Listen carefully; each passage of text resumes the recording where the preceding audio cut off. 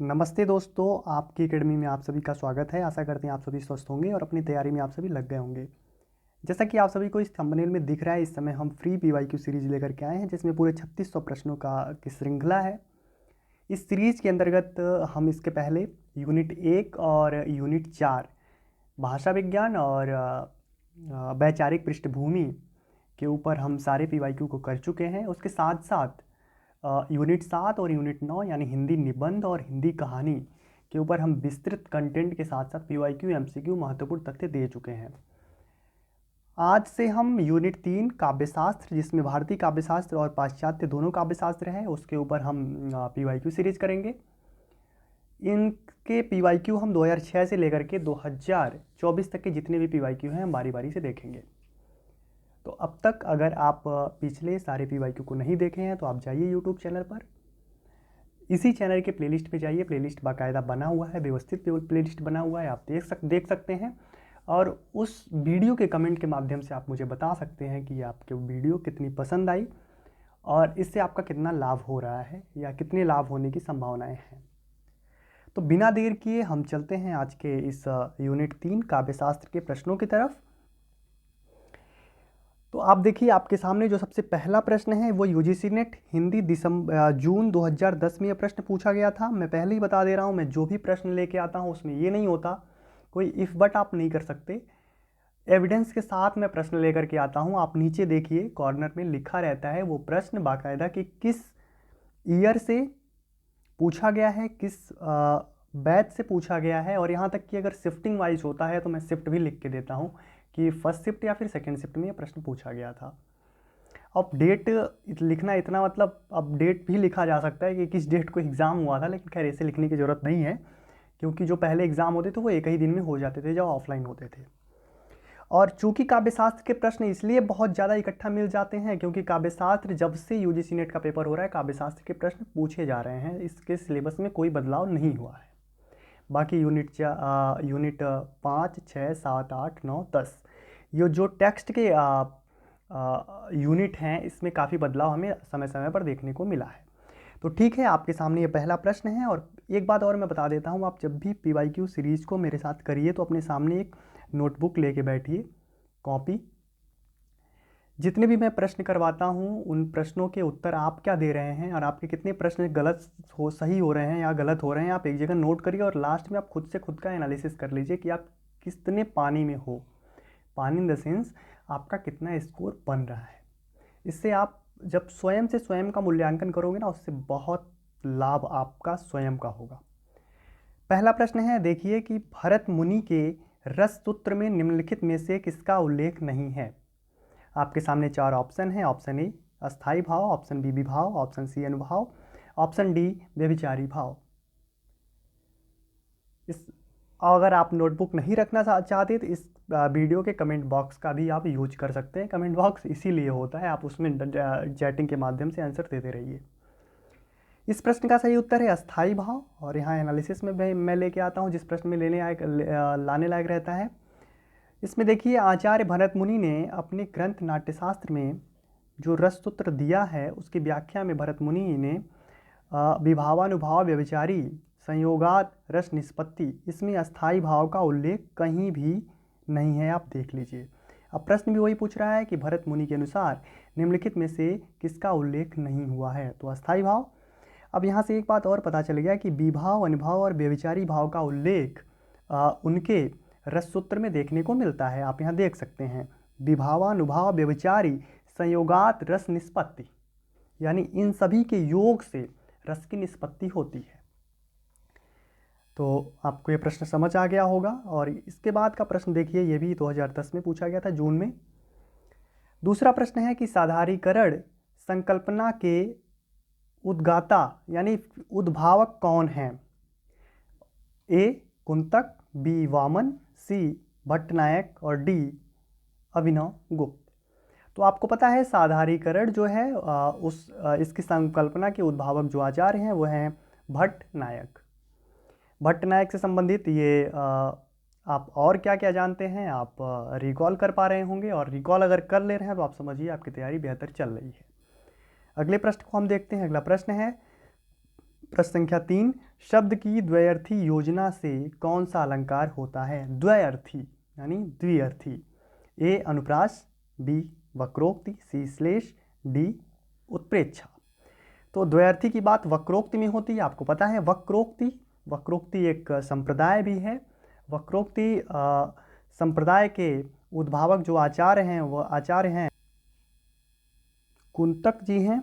ठीक है, वक्रोक्ति संप्रदाय के जो आचार्य हैं, वक्रोक्ति ये 6 संप्रदाय में एक संप्रदाय यह भी है वक्रोक्ति संप्रदाय, इसके उद्भावक कुंतक जी हैं।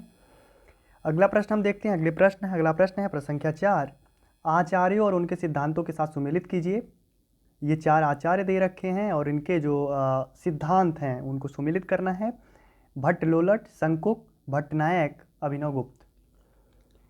सबसे जो सरल है उसे आप याद करिए। अभिनवगुप्त का जो संप्रदाय है, जिस सिद्धांत की वो बात करते हैं, वो है अभिव्यक्तिवाद। इसे उपसर्ग से आप इसे याद कर सकते हैं। ठीक है, अभिनवगुप्त और अभिव्यक्तिवाद, तुरंत लगे हाथ कंठस्थ कर लीजिए। दूसरी बात जो सी है भट्टनायक। जो नायक होता है वो भोग ज़्यादा करता है, तो ये भुक्तिवाद। आप इसे थोड़ा सा ट्रिक बनाइए। नायक जो होता है अक्सर यही माना जाता है ना, नायक लास्ट में जाकर के भोग करता है। तो भट्ट नायक जो हैं वो भुक्तिवाद यानी भोग करते हैं। लास्ट में हम उत्तर मैच करेंगे, यानी सी का जो है अंतिम है और डी फर्स्ट। ठीक है, उसके बाद इसी से आप उत्तर पा सकते हैं, यानी कि डी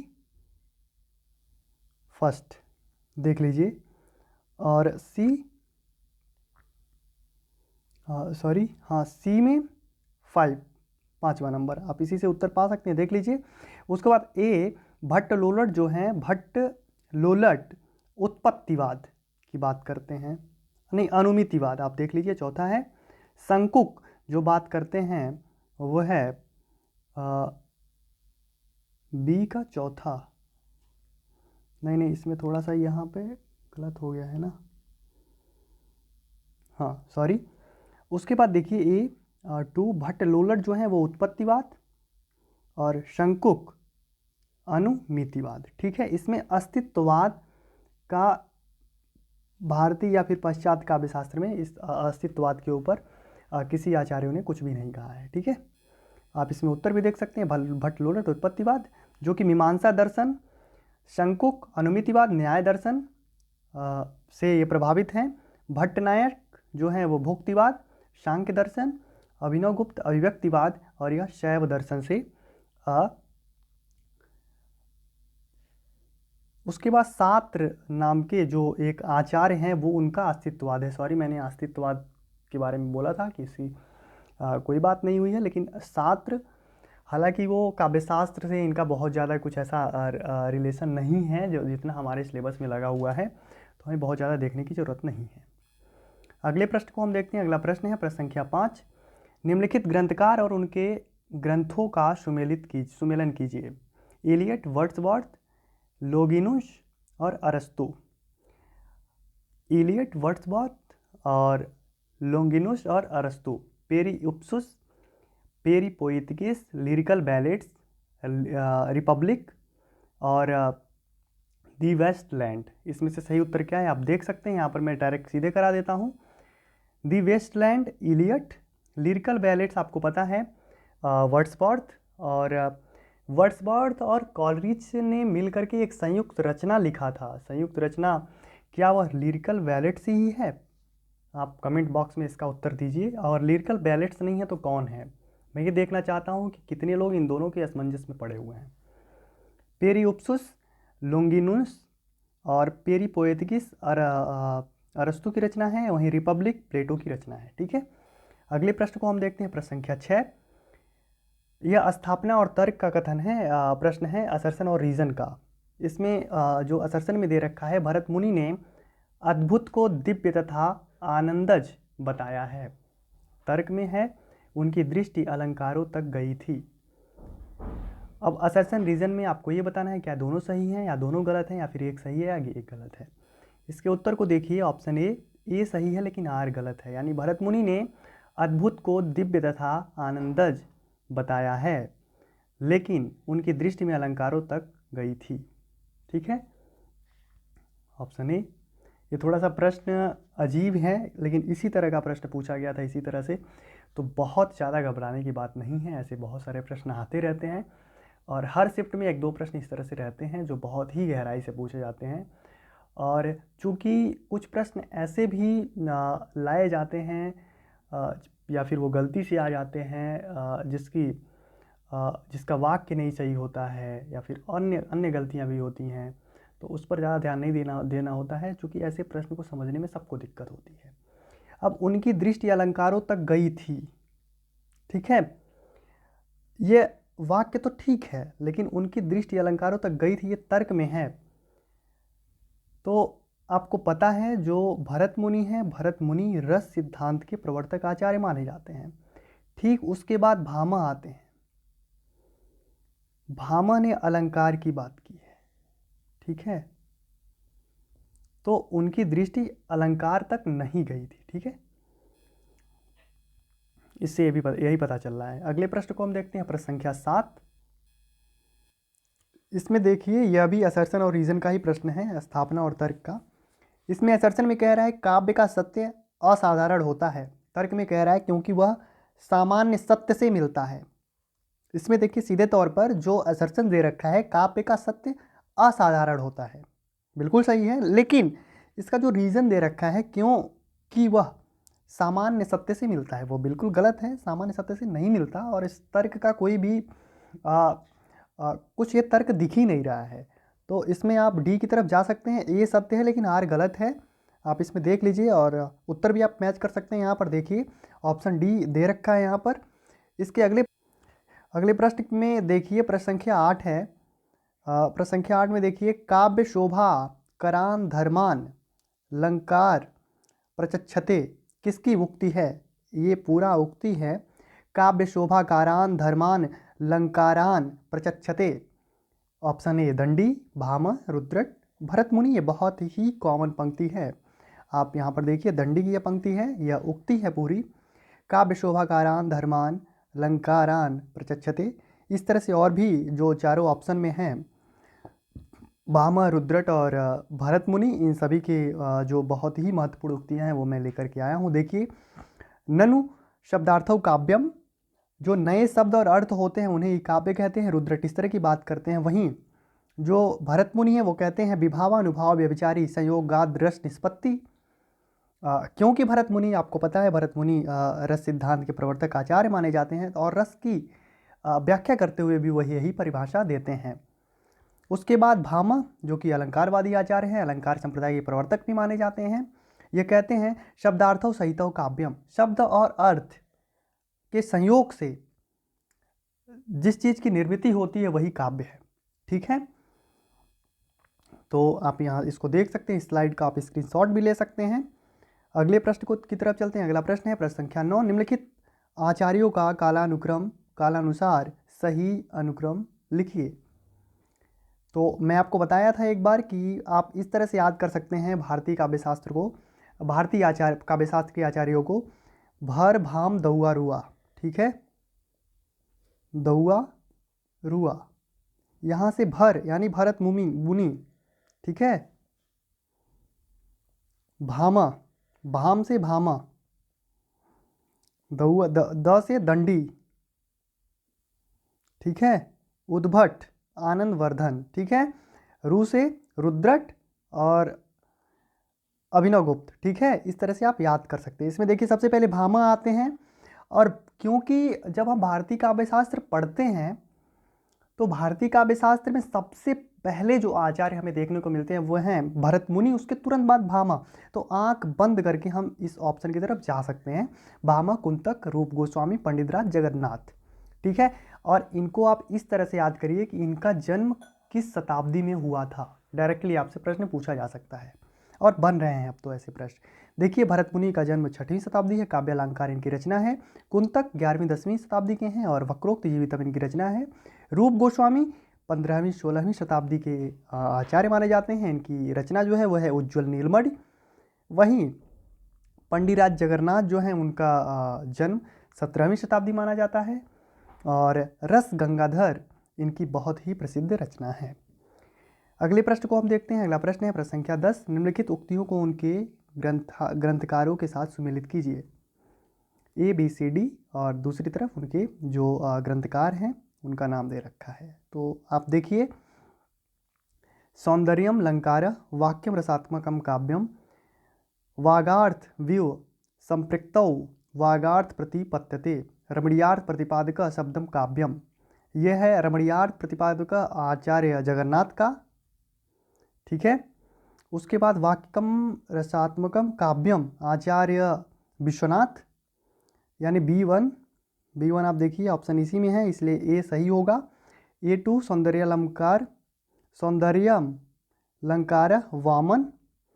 उसके बाद B1 वाक्यम रसात्मकम काव्यम विश्वनाथ, वागार्थ व्यूह संपृक्तौ वागार्थ प्रतिपत्तते ये कालिदास का है, और मम्मट की पंक्ति कोई भी इसमें नहीं है, आप देख सकते हैं इसमें ए सही उत्तर है, और इसका स्क्रीनशॉट भी आप ले सकते हैं और इस उत्तर को मिला करके आप अपने शॉर्ट नोट्स में ऐड कर सकते हैं।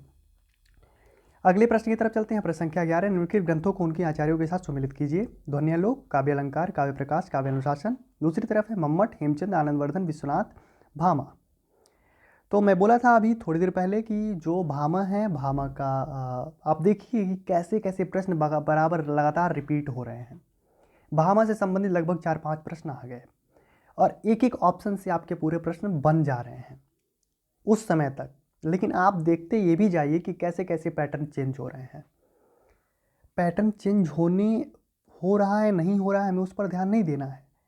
हमें इस चीज़ पर ध्यान देना है कि 2010 में जिन आचार्यों के ऊपर प्रश्न बन रहा है, 2024 में भी उन्हीं आचार्यों के ऊपर प्रश्न बन रहे हैं, लेकिन थोड़ा सा घुमा दिया जा रहा है बस। केंद्र में वो आचार्य ही हैं, केंद्र में भामा ही हैं, भामा के इर्द गिर्द ही प्रश्न बन रहा है। हमें अलंकार संप्रदाय को अच्छे से पढ़ लेना है, हमें रस संप्रदाय को अच्छे से पढ़ लेना है, हमें पूरे सिलेबस को एक बार डीप में जा करके पढ़ लेना है, शॉर्ट नोट्स बना लेने हैं। किसी भी तरह का कोई प्रश्न बन जाए हम कर लेंगे। इस तरीके के साथ हमें अपने नोट्स तैयार करने हैं और बार बार मल्टीपल टाइम उसे रिवाइज करना है। पैटर्न केवल बदल रहा है, सिलेबस के इतर कुछ भी नहीं आता। खैर, ये बीच बीच में मैं बहुत ज़्यादा बात करने से बचता हूँ, लेकिन बात आ गई तो मैं कह रहा हूँ, जो बात है वो बात है। लोग यूट्यूब पर बहुत बड़ी बड़ी बातें, सिलेबस चेंज, ये वो फलाना ढिकाना, पैटर्न चेंज, ये आता है वैसे आता है, कुछ नहीं आता है। सब कुछ सिलेबस के अंदर से ही आता है। आप अभी 2010 के प्रश्न को देख रहे हैं, मैं जब 2024 के कराऊंगा, 2023 के कराऊंगा, 2022 के कराऊंगा, उस समय भी दिखाऊंगा कि प्रश्न इसी तरह के बने हैं। मैं कह रहा था कि भामा, जिनका संबंध 6वीं शताब्दी से है और अलंकार संप्रदाय के प्रवर्तक आचार्य माने जाते हैं, और इनकी जो रचना है वो है काव्य अलंकार।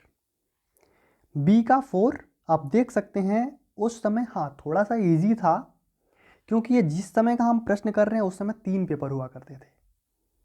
उस समय सब्जेक्टिव भी होता था। एक ही प्रश्न से ये बन जा रहा है, तो देखिए बी का 4 इसमें है, सी ऑप्शन में। उसके बाद भी हम और भी देख लेते हैं। वहीं विश्वनाथ का है, इसमें विश्वनाथ की कोई भी रचना नहीं है, लेकिन काव्य प्रकाश जो है मम्मट का है। मम्मट की रचना काव्य प्रकाश, आनंदवर्धन ध्वन्यालोक, और काव्य अनुशासन हेमचंद। ठीक है, इससे आप मैच भी कर सकते हैं। B4 C1 और D2। ठीक है, आप यहाँ देख लीजिए, ध्वन्यालोक आनंदवर्धन, काव्य अलंकार भामा, काव्य प्रकाश मम्मट, काव्य अनुशासन हेमचंद, और साहित्य दर्पण विश्वनाथ। केवल इस स्लाइड से ही आप देखिएगा हर साल कोई ना कोई प्रश्न बना है 2010 से लेके अब तक। मैं ये नहीं कह रहा हूँ केवल इसी स्लाइड से बना है, लेकिन या तो प्रश्न में इस स्लाइड से संबंधित कुछ ना कुछ रहा है, या फिर प्रश्न के किसी ना किसी ऑप्शन में इन 10-15 जो भी शब्द हैं, ये शब्द ऑप्शन में बने हैं। आप जाकर के देख लीजिए। अगले प्रश्न को हम देखते हैं। प्रश्न संख्या 12, निम्नलिखित ग्रंथों को उनके लेखकों के साथ सुमेलित कीजिए। एसे इन क्रिटिसिज्म, बायोग्राफिया लिटरेरिया, एस्थेटिक्स और प्रैक्टिकल क्रिटिसिज्म।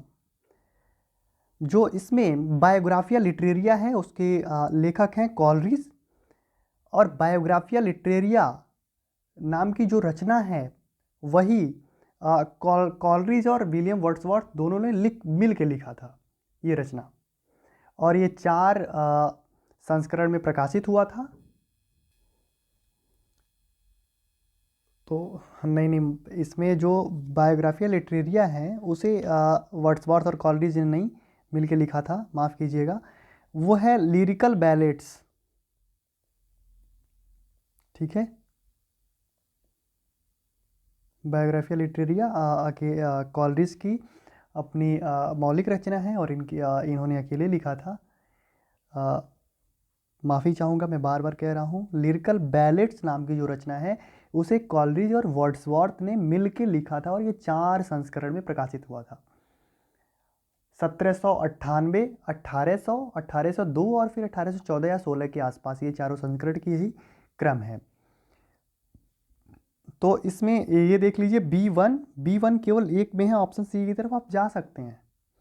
तब उस समय देखिए प्रैक्टिकल क्रिटिसिज्म, ये रिचर्ड की रचना है, चूँकि क्रिटिसिज्म नाम से जितनी भी रचनाएं हैं आप उसे एक जगह नोट कर लीजिए, वो अलग अलग आचार्यों के हैं, तो उन्हें एक जगह रख लीजिए और याद कर लीजिए। लेकिन प्रैक्टिकल क्रिटिसिज्म बहुत बार पूछा गया, इस रचनाओं के नाम से संबंधित प्रश्न बहुत बार बने हैं।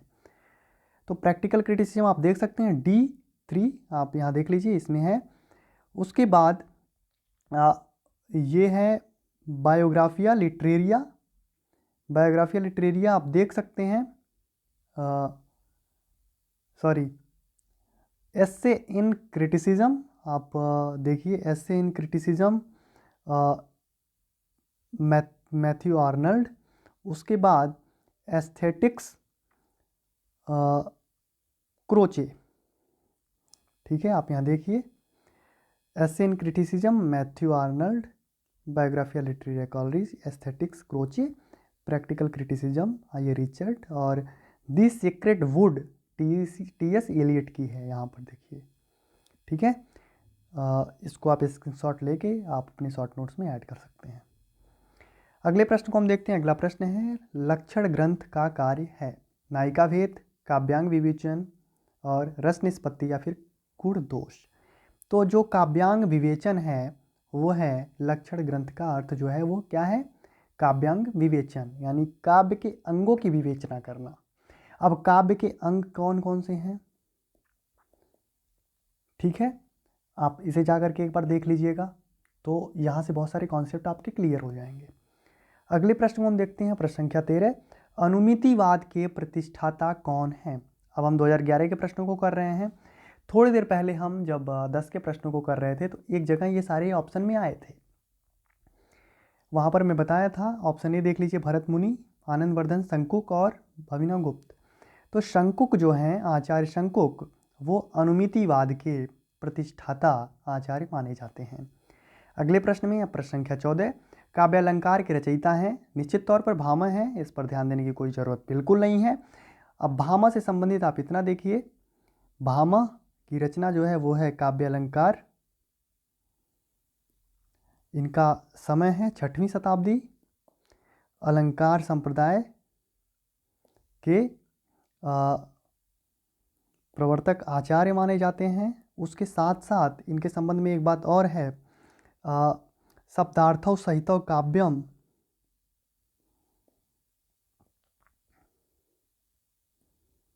इनकी प्रमुख उक्ति है। ठीक है, बस इतनी बात याद रखिए, यहीं से प्रश्न अधिक से अधिक प्रश्न बन जाते हैं। दूसरी बात कि अलंकार संप्रदाय के आचार्य हैं और यह भारतीय काव्यशास्त्र में दूसरे क्रम या तीसरे नंबर पर आते हैं, भामा के बाद यही आते हैं लगभग। इसमें देख लीजिए उत्तर सी भामा। अगले प्रश्न को हम देखते हैं, काल क्रमानुसार ग्रंथों का सही अनुक्रम बताइए। ग्रंथ को बताना है हमें। तो सबसे पहले देखिए, जो नाट्यशास्त्र है वो भरत मुनि का है, तो एक ऑप्शन से हम सही उत्तर पर जा सकते हैं, नाट्यशास्त्र। काव्य अलंकार सूत्रवृत्ति, 10 रूपक काव्य प्रकाश जो कि मम्मट का है, काव्य अलंकार भरत मुनि का है। काव्य अलंकार सूत्रवृत्ति आचार्य दंडी, और 10 रूपक आचार्य दशरूपक, जहाँ तक दशरूपक जो है वो है धनंजय का, ठीक है। और धनंजय का जो समय है वो जहाँ तक मुझे याद है ये 9वीं शताब्दी के आसपास के हैं। वहीं मम्मट के समय की बात की जाए तो धनंजय के बाद के ही हैं ये, और इनका जो समय है वो मई भोज 11वीं शताब्दी का है, यानी 9वीं और 11वीं। हाँ, ये धनंजय दशरूपक 9वीं शताब्दी और मम्मट 11वीं, ठीक है। आप यहाँ देख सकते हैं उत्तर बी। अगले प्रश्न की तरफ चलते हैं, प्रश्न संख्या 16। यहाँ पर भी देख लीजिए बराबर वही प्रश्न पूछे जा रहे हैं। शब्दार्थों सहित काव्यम भामा, चौथा यानी A से 5 की तरफ आप जा सकते हैं, ऑप्शन सी। B4 यानी शरीर तावधिष्ठार्थ विच्छिन्ना पदावली, आचार्य दंडी। रमणीयार्थ प्रतिपादिका, यह प्रश्न दोबारा रिपीटेड है, पंडित राज जगन्नाथ। और वाक्यम रसात्मक काव्यम विश्वनाथ। यहाँ देख सकते हैं आंसर सी। अगले प्रश्न की तरफ चलते हैं। निम्नलिखित में को सम्मिलित कीजिए। व्यंजनावाद, अंतश्चेतनवादी, यथार्थवाद, स्वच्छंदतावाद, संप्रेषण। ये प्रश्न अगर आपने सिलेबस अपना देखा होगा ना, तो आपके सिलेबस से ही यह प्रश्न है। आप अपने यूनिट 3 के अगर सिलेबस को देखेंगे तो उस सिलेबस में जो आचार्य लगे हुए हैं, उस आचार्य के जो सिद्धांत हैं, उस सिद्धांत से संबंधित आप देखेंगे तो जो आपका ये, मैं एक बार सिलेबस खोल दूं, संप्रेषण सिद्धांत आर्य रिचर्ड का है। तो आप अगर सिलेबस भी याद किए हैं तब भी ये प्रश्न आप कर लेंगे। डी का 4 सीधे तौर पे आप देखिए, 2 ऑप्शन एलिमिनेशन मेथड से आप कट कर दीजिए। उसके बाद आप वहीं देखिए कि अव्यंजनावाद, अंतश्चेतनवादी और स्वच्छंदतावाद। स्वच्छंदतावाद के बारे में कौन बात करता है? वर्ड्सवर्थ, ठीक है, यानी ऑप्शन डी इसका सही है। आप देख लीजिए आंसर डी। अव्यंजनावाद क्रोचे, अंतश्चेतनवादी यथार्थवाद D.H. लॉरेंस, स्वच्छंदतावाद वर्ड्सवर्थ, संप्रेषण रिचर्ड, निर्वैयक्तिकतावाद जो है वो है इलियट। आप के सिलेबस में भी लगे हुए हैं इलियट के 2 सिद्धांत लगे हुए हैं, निर्वैयक्तिकता का सिद्धांत और परंपरा की अवधारणा। अगले प्रश्न संख्या 18। रस गंगाधर किसका ग्रंथ है? बिल्कुल, आप इसके ऑप्शन को देखिए, मम्मट, पंडित राज जगन्नाथ, विश्वनाथ और क्षेमेंद्र। रस गंगाधर के जो आचार्य हैं वो है पंडित राज जगन्नाथ। पंडित राज जगन्नाथ का संबंध 17वीं शताब्दी से है। हाँ, और इसके बाद इनके बाद एक ही और आचार्य आते हैं, विश्वेश्वर पंडित। हाँ, शायद विश्वेश्वर पंडित 18वीं शताब्दी है इनका समय। अगले प्रश्न को देखते हैं, प्रश्न संख्या 19। The principle of literary criticism किसका ग्रंथ है? Option A I Richard, Matthew Arnold, Lucas Croce. I Richard का है the principle of criticism, the principle of literary criticism. अगले प्रश्न को हम देखते हैं, निम्नलिखित आचार्यों का सही क्रम क्या है? मैं आपको बताया, देखिए वही आप जो ट्रिक मैं बताया था, भर भाम दउआ रुआ। इसमें देखिए सबसे पहले भरत मुनि भामा कहाँ है? 2 ही जगह हैं, तो आप 2 ऑप्शन को एलिमिनेशन मेथड से कट कर दीजिए। उसके बाद दंडी, उद्भट, आनंदवर्धन, अभिनव गुप्त, विश्वनाथ सबसे लास्ट में आते हैं। ऑप्शन सी इसका सही उत्तर है। आप देख लीजिए, भरत मुनि, भामा, अभिनव गुप्त, विश्वनाथ। अब इनका क्रम कितना जरूरी है आप देख सकते हैं। क्रम के ऊपर अगर मैं एक बार बात कर लूँ तो आप देखिए, मैं पूरा क्रम ही बता देता हूँ। भरत मुनि 2री शताब्दी, भामा 6वीं शताब्दी, दंडी का 7वीं शताब्दी है, ठीक है। दंडी के बाद आते हैं उद्भट का जो संबंध 8वीं शताब्दी। उसके बाद वामन 8वीं, रुद्रट हाँ शायद 9वीं, हाँ 9वीं ही है, ठीक है। आनंदवर्धन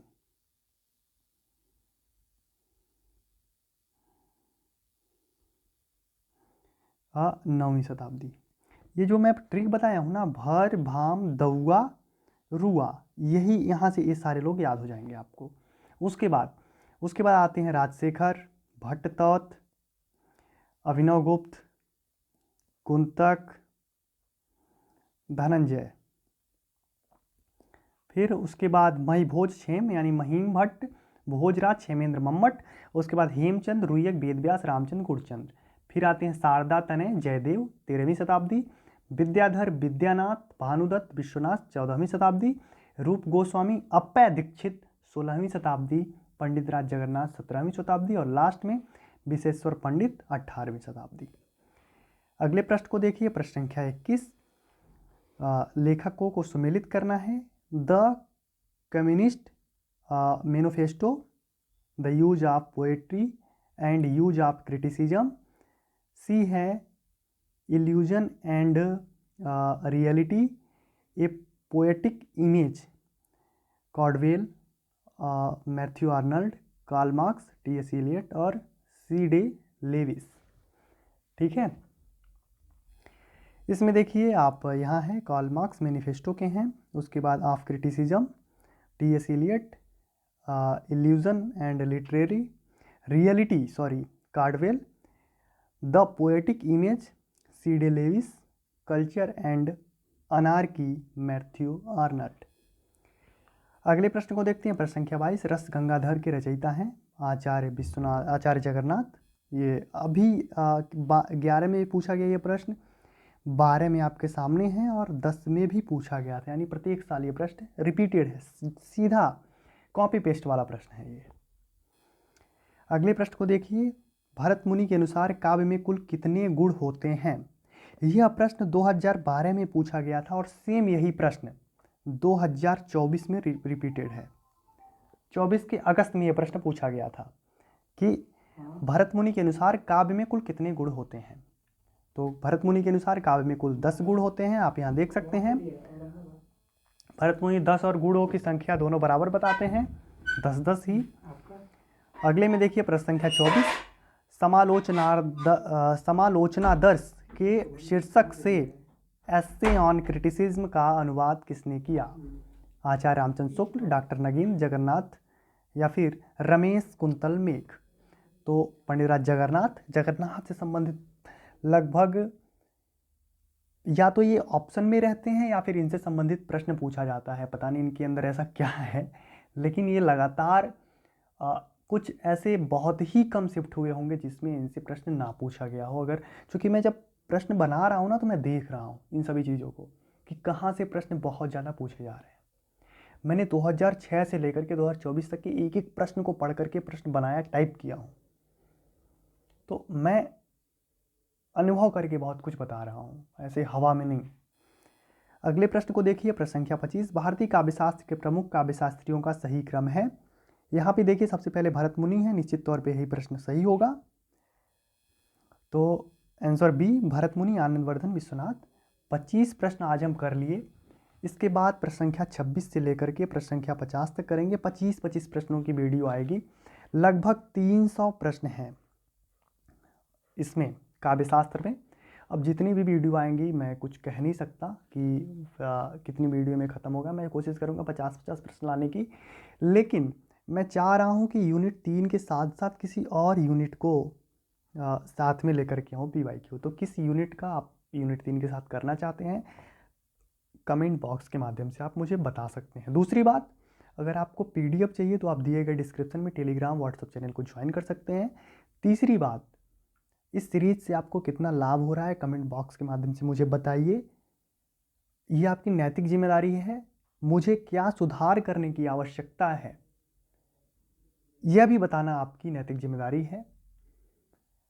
पांचवी बात कि आप इसे अपने दोस्तों के साथ अगर आप चाहें तो शेयर कर दीजिए, नहीं तो कोई बहुत आवश्यकता नहीं है, इतना आप कर सकते हैं। धन्यवाद। आप स्वस्थ रहिए, अपनी तैयारी अच्छे से करिए। मैं बार बार कहता हूँ, पेपर 2 के साथ साथ अगर आप UGC नेट के लिए सीरियस हैं, ना सिर्फ JRF बल्कि नेट के लिए भी अगर आप सीरियस हैं, तो केवल पेपर सेकंड के लिए, सेकंड से आपका कुछ नहीं होने वाला, से फर्स्ट पेपर भी पढ़ना पड़ेगा। 100 में से 6 बच्चों को ही नेट मिलने वाला है, एक लड़के को जेआरएफ मिलने वाला है। तो 6 बच्चों में भी आना बहुत बड़ी बात है। जो आजकल एक हवा बन गया है ना कि जेआरएफ जेआरएफ जेआरएफ, है तो होना चाहिए, सबको मिलना चाहिए, लेकिन पहले मैं बार बार कहता हूं कि आप अपनी तैयारी इतनी बना लो कि इससे तो बाहर ना निकलो, 6 में तो आ जाओ। 6 में आने के बाद फिर 1 में आने की तैयारी अगली बार कर सकते हो। लेकिन बहुत अच्छी तैयारी है तो निश्चित तौर पर आप 1 में आने की कोशिश करिए, नहीं तो आप 6 से बाहर होने की बिल्कुल भी कोशिश मत करिए, क्योंकि 6 से बाहर कुछ भी नहीं रखा है। आपको नेट तो जरूर ही करना है अगर आपको हायर एजुकेशन में जाना है तो। धन्यवाद। बाकी आप कमेंट बॉक्स के माध्यम से वो सब कुछ बताइए जो मैंने बोला है। थैंक यू, मिलते हैं अगली वीडियो में।